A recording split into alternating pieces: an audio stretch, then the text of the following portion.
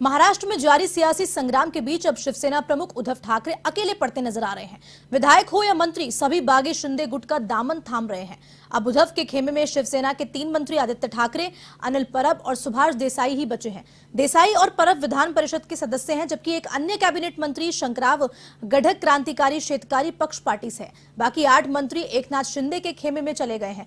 उधर 15 बागी विधायकों ने सदस्यता रद्द करने को लेकर दिए डिप्टी स्पीकर के नोटिस को सुप्रीम कोर्ट में चुनौती दे दी है। इस पर आज सुनवाई होनी है और वहीं सीएम उद्धव ठाकरे आज शाम 6 बजे एक रैली को संबोधित करेंगे। आपको बता दें कि लगातार महाराष्ट्र में सियासी संकट जारी है। जिस तरह से बागी विधायक एक एक करके उद्धव ठाकरे का दामन छोड़ते नजर आ रहे हैं,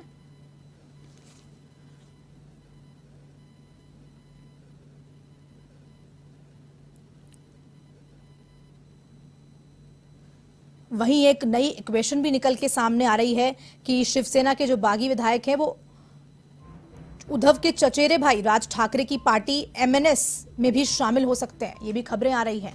जिस तरह से महाराष्ट्र में ये सियासी संकट जारी है और इसी को लेकर आज शाम को मुख्यमंत्री उद्धव ठाकरे एक रैली को संबोधित भी करेंगे।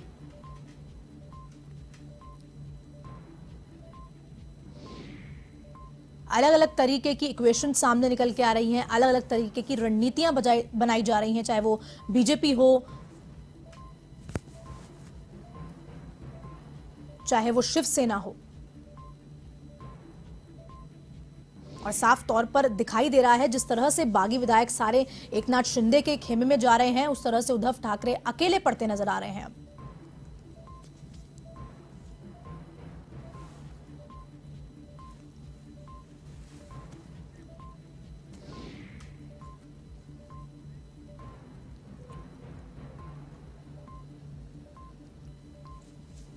इस खबर पर अधिक जानकारी के लिए फोन लाइन पे हमारे साथ मुंबई से वरिष्ठ पत्रकार जुड़ चुके हैं निरंजन जी। निरंजन जी, बताइए, लगातार महाराष्ट्र में ये सियासी संकट जारी है और अब खबरें ये भी आ रही हैं कि उद्धव ठाकरे अकेले पड़ते नजर आ रहे हैं, क्योंकि सारे बागी विधायक एकनाथ शिंदे के खेमे में है। एक एक करके सब लोग जा रहे हैं। अर्षदा, जा तो रहे हैं लोग, लेकिन उनको गुवाहाटी से वापस मुंबई लौटने के अलावा उनके पास कोई रास्ता नहीं है, क्योंकि आखिर महाराष्ट्र की विधानसभा मुंबई में है और मुंबई आए बिना उनका कल्याण नहीं होना है। इसे आप कह सकते हैं कि यहाँ मुंबई पहुंचे बिना उनकी सदगति नहीं है, इसलिए जाए कहीं भी, आना उन्हें मुंबई में भी है। लेकिन इतना जरूर है कि उद्धव ठाकरे की जो राजनीतिक मुश्किलें हैं वो एक 5 दिन के बाद भी आज कम नहीं होती जा रही है, लगातार बढ़ती जा रही है। कल कुल मिलाकर इस पूरे मामले के बीच में भारतीय जनता पार्टी और मनसे की, जो उनके उद्धव ठाकरे के भाई है राज ठाकरे, उनकी पार्टी का भी आधिकारिक रूप से उसमें एंट्री होगी इस पूरे प्रकरण में, क्योंकि अब तक वो उससे दूर थे। लेकिन कल जैसे ही केंद्र सरकार ने महाराष्ट्र के विधायकों को सुरक्षा दी, तब शुद्ध रूप से भारतीय जनता पार्टी की एंट्री होगी। और राज ठाकरे से 2 बार उन्होंने बात की। महाराष्ट्र नवनिर्माण सेना के जो अध्यक्ष है राज ठाकरे, उनसे एकनाथ शिंदे ने बात की 2 बार। कहा तो ये जा रहा है कि राज ठाकरे की तबीयत ठीक नहीं थी और उनसे बात की, लेकिन वो शारीरिक स्थिति नहीं बल्कि राजनीतिक स्थिति पर बात हुई है। और ये भी कहा जा रहा है कि संभवतया आने वाले दिनों में अगर शिंदे गुट शिवसेना छोड़कर या शिवसेना को तोड़कर कहीं और जाता है, तो भारतीय जनता पार्टी में अगर साथ नहीं जाना है तो वो मनसे में जा सकता है। इस बात के भी संकेत मिल रहे हैं। राज से बात होने, एकनाथ शिंदे से राज ठाकरे की बात होने के पीछे का तर्क यही माना जा रहा है कि संभवतः वो मनसे में भी उनका गुट जा सकता है, क्योंकि मनसे महाराष्ट्र नवनिर्माण सेना जो राज ठाकरे की पार्टी है उसके एक विधायक है और वो प्रदेश का आधिकारिक राजनीतिक दल है। अब ये भी है कि अब ये पूरा मामला वाक युद्ध की तरफ ज्यादा बढ़ गया, क्योंकि शिवसेना की जो भाषा है वो प्रखर भाषा है, वो बहुत शब्दावली को बड़ा चयन चुन कर करती है, जिसके द्व्यर्थी संवाद की तरह उनकी बातचीत होती है। जैसे एकनाथ शिंदे के बारे में और सारे विधायकों के बारे में कल संजय राउत ने कहा कि अब वो नहीं लौटेंगे, उनकी लाश लौटेगी। तो इसके अर्थ बहुत सारे होते हैं, लेकिन शिवसेना को जानने वाले और शिवसेना की भाषा को समझने वाले लोग जानते हैं कि उन्होंने क्यों कहा, कैसे कहा। देखिए, उन्होंने साफ साफ कहा था कि उनकी आत्मा मर चुकी है, वो जब यहाँ आएंगे तो जिंदा, क्योंकि उनकी आत्मा में तो शिवसेना बची थी और इसलिए वो जब यहाँ मुंबई आएंगे तो उनकी सिर्फ बॉडी लौटेगी।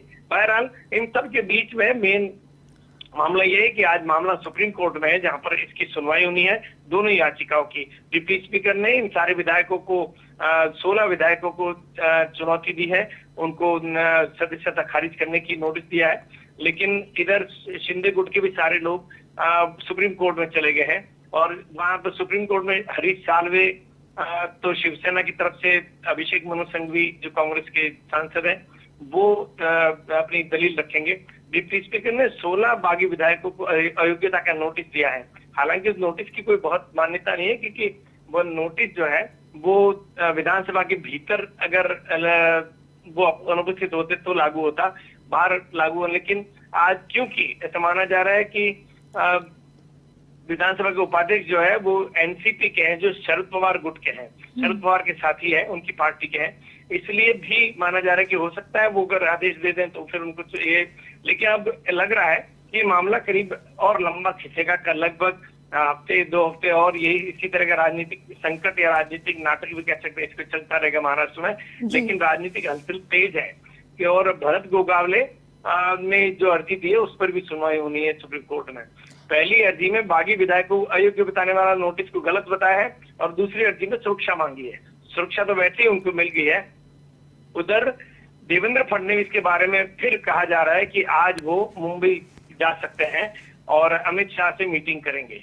अब ये अमित शाह से उनकी मीटिंग दूसरी बार हो रही है, क्योंकि परसों रात को, शुक्रवार की रात को वो वहां बड़ौदा में उनसे मिले थे और ये भी कहा जा रहा है कि उस समय एकनाथ शिंदे भी वहां पहुंचे थे, जो अमित शाह से मिलकर गए हैं।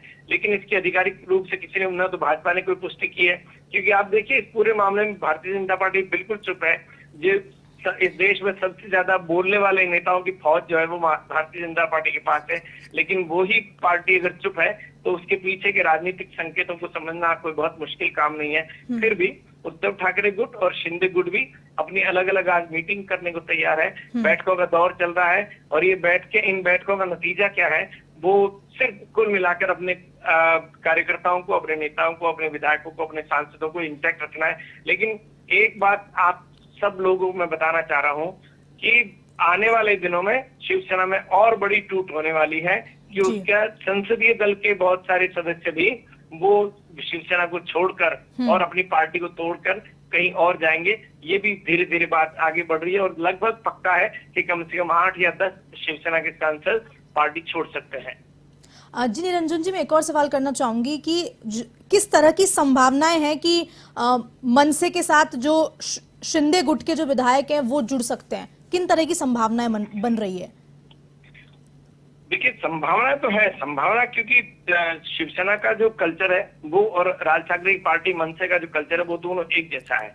वो उसमें बाला साहब की आत्मा राज ठाकरे में बसती है। लोग राज ठाकरे के अंदर बाल ठाकरे का अक्स देखते हैं। बाल ठाकरे की जो राजनीति थी उसके तौर तरीकों के हिसाब से ही बिल्कुल उसी की कॉपी करके राज ठाकरे भी वो अपनी राजनीति कर रहे हैं, पार्टी चला रहे हैं। लेकिन राज ठाकरे की पार्टी में फिलहाल सिर्फ एक विधायक है, क्योंकि बाकी ज्यादातर लोग उन्होंने चुनाव कम लड़ा और कम सीटों पर वो चुनाव लड़े थे।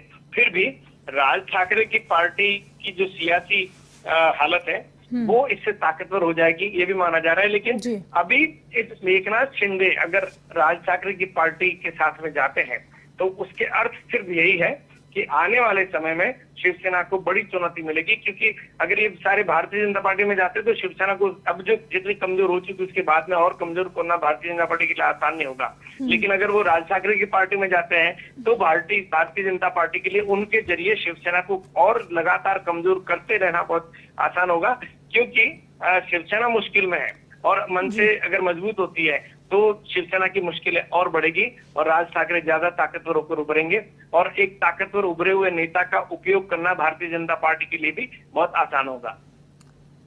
जी निरंजन जी, तमाम आपकी प्रतिक्रिया देने के लिए बहुत बहुत धन्यवाद। तो ये हमारे साथ फोन लाइन पे जुड़े हुए थे वरिष्ठ पत्रकार निरंजन जी, जिन्होंने बताया कि लगातार महाराष्ट्र में सियासी संकट जारी है और आने वाले कुछ 2-3 हफ्तों में भी ये सियासी संकट जारी रहेगा। या उन्होंने कहा कि इसी के साथ हम